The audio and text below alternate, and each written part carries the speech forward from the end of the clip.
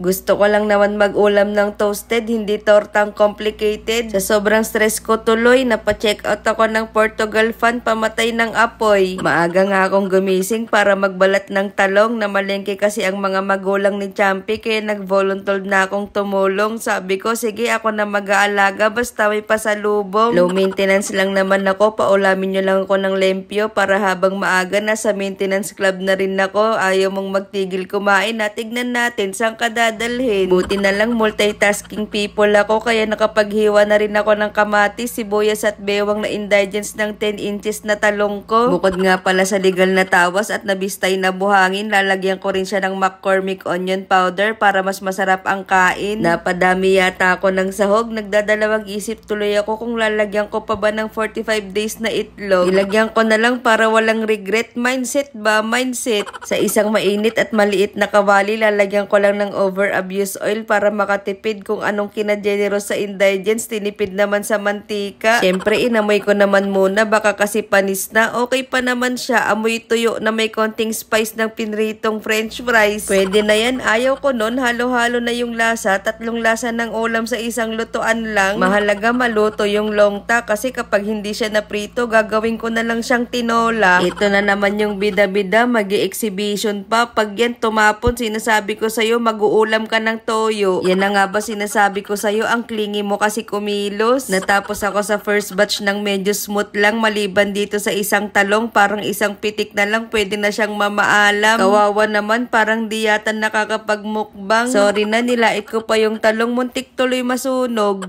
Wow! Amazing! Toasted lang.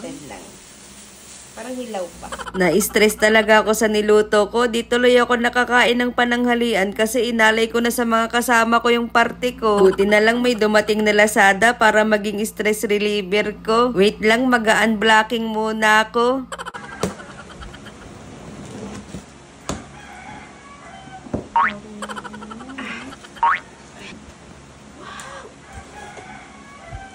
Ano in-order natin?